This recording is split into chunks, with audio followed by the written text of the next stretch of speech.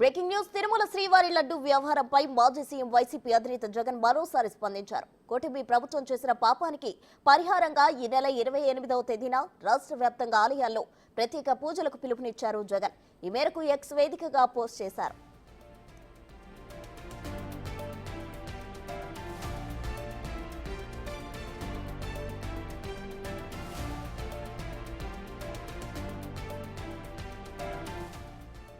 తిరుమల పవిత్రతను, స్వామివారి ప్రసాద విశిష్టతను, వెంకటేశ్వర స్వామి వైభవాన్ని, టీటీడీ పేరు ప్రఖ్యాతులను, వెంకటేశ్వర స్వామి ప్రసాదమైన లడ్డూ పవిత్రతను రాజకీయ దుర్బుద్ధితో కావాలని అబద్ధాలాడి జంతువుల కొవ్వుతో కల్తీ జరిగినట్టుగా, ఆ కల్తీ ప్రసాదాన్ని భక్తులు తిన్నట్టుగా అసత్య ప్రచారంతో ముఖ్యమంత్రి హోదాలో ఉన్న చంద్రబాబు గారు తిరుమల లడ్డూను, వెంకటేశ్వర స్వామి విశిష్టతను అపవిత్రం చేశారన్నారు. చంద్రబాబు గారు చేసిన ఈ పాపాన్ని ప్రక్షాళన చేసేందుకు రాష్ట్ర వ్యాప్తంగా ఆలయాల్లో సెప్టెంబర్ 28 శనివారం రోజున పూజల్లో పాల్గొనాలని వైఎస్ఆర్సీపీ పిలుపునిస్తోందని తెలిపారు జగన్.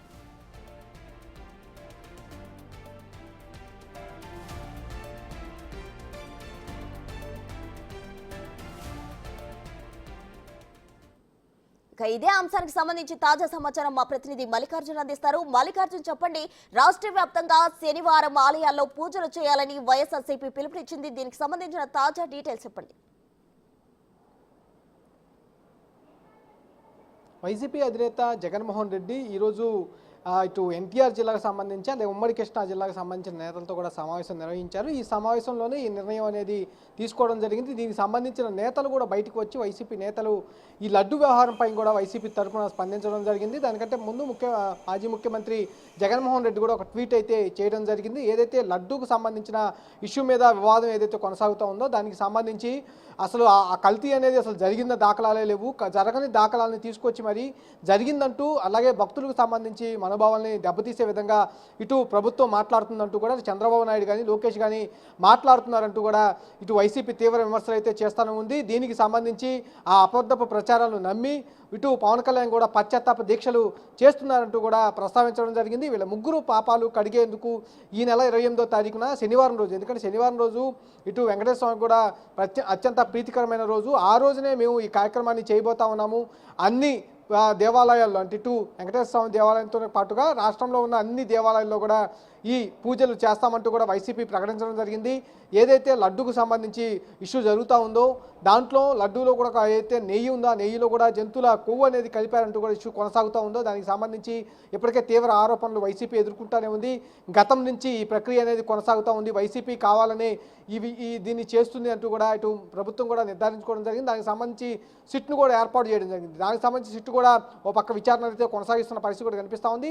రాజకీయంగా ప్రతి ఒక్క పార్టీ దీనిపైన స్పందిస్తున్న దాఖలాలు కనిపిస్తూ ఉన్నాయి. దాంతోపాటు దేశవ్యాప్తంగా ఉన్న తిరుమలకు సంబంధించిన వెంకటేశ్వర స్వామికి సంబంధించిన భక్తులందరూ కూడా తమ హిందూ సంఘాలన్నీ కూడా వైసీపీ అధినేత పైన తీవ్ర వ్యతిరేకత అయితే వస్తున్న పరిస్థితి కూడా కనిపిస్తూ ఉంది. ఈ ఇష్యూ పైన మొన్నటి వరకు వైసీపీకి సంబంధించిన నేతలందరూ కూడా అసలు అసలు జరిగిన దాఖలాలు లేవు, కానీ కావాలని మా పైన ఆరోపణలు చేస్తూ ఉన్నారు. ప్రభుత్వం ఏదైతే 100 రోజులు వచ్చిందో 100 రోజులు చేసుకున్న చెప్పుకోవాల్సిన పనులను చెప్పుకోకుండా డైవర్ట్ పాలిటిషియన్ చేస్తున్నారంటూ కూడా వైసీపీ మొన్నటి వరకు విమర్శలు అయితే కొనసాగించింది. కానీ ఈ రోజు అయితే దానికి సంబంధించి మరోసారి 28వ తారీఖు మేము దీక్ష ఏదైతే పూజలు చేయబోతా ఉన్నాము, వీళ్ళందరూ పాపాలు చేశారనే ఉద్దేశంతోనే మేము దీక్షలు చేస్తున్నామంటూ కూడా ట్వీట్ చేయడం జరిగింది. 28వ తారీఖు ఇటు ముగ్గురు ఎవరైతే ఉన్నారో ముఖ్యమంత్రి కానీ, మంత్రి లోకేష్ కానీ, డిప్యూటీ సీఎం పవన్ కళ్యాణ్ కానీ వీరు ముగ్గురు పాపాలు చేశారు, భక్తుల మనోభావాలతో ఆడుకుంటా ఉన్నారు, అక్కడ జరగని కల్తీని జరిగినట్టుగా చూపిస్తూ ఉన్నారు, ఈ సిట్ ఏర్పాటు చేస్తా ఉన్నారు, విచారణ చేస్తూ ఉన్నారు. దీనికి సంబంధించి అన్ని కూడా పాపాలు జరుగుతూ ఉన్నాయి. రాష్ట్ర ప్రజలు వైసీపీ కార్యకర్తలతో కలిసి మేము ఇటు దేవాలయాలకు వెళ్తా ఉన్నాం, 28వ తారీఖు పూజలు చేస్తామంటూ కూడా ట్వీట్ అయితే చేయడం జరిగింది. అలాగే దానికి సంబంధించిన వైసీపీ నేతలు కూడా మీడియా ముఖం కూడా వెల్లడించడం అయితే జరిగింది. ప్రశ్న రైట్ మల్లికార్జున, అయితే ఈ విషయానికి సంబంధించి టీడీపీ అటు కూటమి నేతలు కానీ ఎవరైనా స్పందించడం జరిగిందా?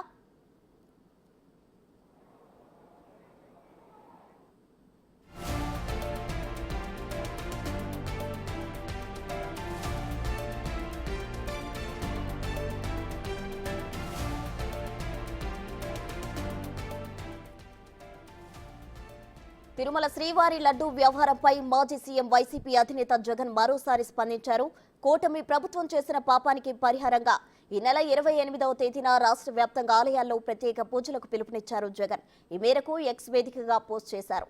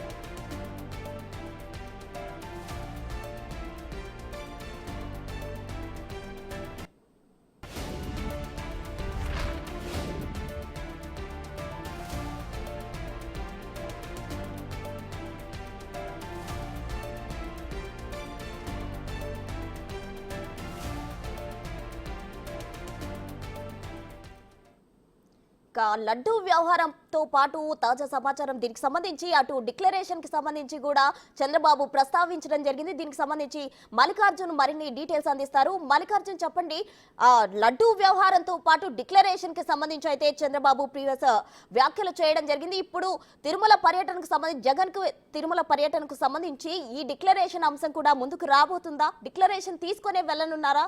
ఏంటి ఆ డీటెయిల్స్?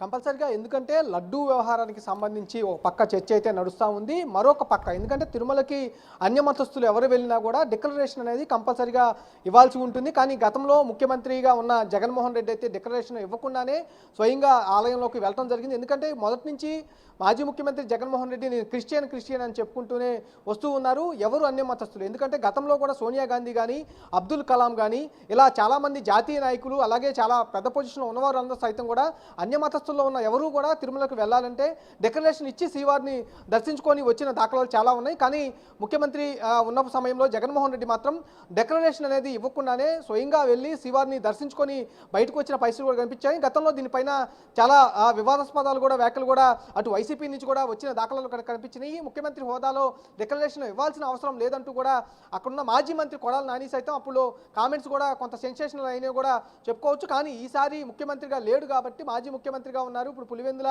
ఎమ్మెల్యేగా మాత్రమే ఉన్నారు. ఎందుకంటే ప్రతిపక్ష హోదా కూడా మాజీ ముఖ్యమంత్రికి లేదు కాబట్టి ఈసారి తిరుమల వెళ్తే కనుక కంపల్సరీగా డిక్లరేషన్ ఇచ్చిన తర్వాతే వెళ్ళే అవకాశం కూడా కనిపిస్తూ ఉంది. అయితే డిక్లరేషన్ ఇచ్చి వెళ్తారా లేకపోతే ఇవ్వకుండా వెళ్తారనేది కొంత చర్చ అయితే నడుస్తున్న పరిస్థితి కూడా కనిపిస్తూ ఉంది. ఒక పక్క ఇటు లడ్డు వ్యవహారం పై చర్చ కొనసాగుతూనే ఉంది, మరో పక్క డిక్లరేషన్కి సంబంధించి, ఎందుకంటే అన్యమతస్తులకు సంబంధించి ఎవరు ఇటు తిరుమల వెళ్ళినా కూడా వాళ్ళకి కంపల్సరీగా డిక్లరేషన్ చిన్న స్థాయి నుంచి పై స్థాయి వరకు ఎవరు వెళ్ళినా కూడా డిక్లరేషన్ అనేది కంపల్సరీగా ఇచ్చిన తర్వాత మాత్రమే ఎలా అనేది ఉంటుంది, వెళ్లాల్సిన పరిస్థితి కూడా ఉంటుంది.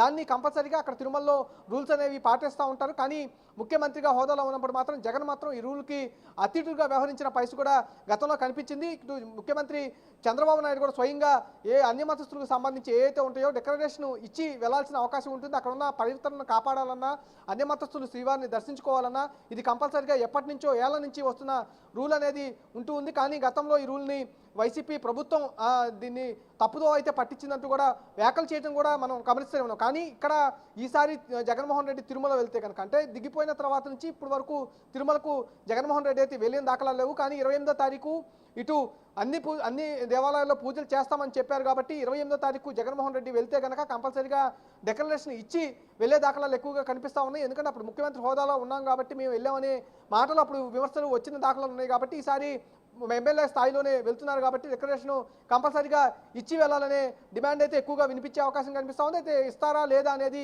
కొంత చర్చ అయితే నడుస్తున్న పరిస్థితి కనిపిస్తూ ఉంది. Prasanna, thank you Mallikarjun.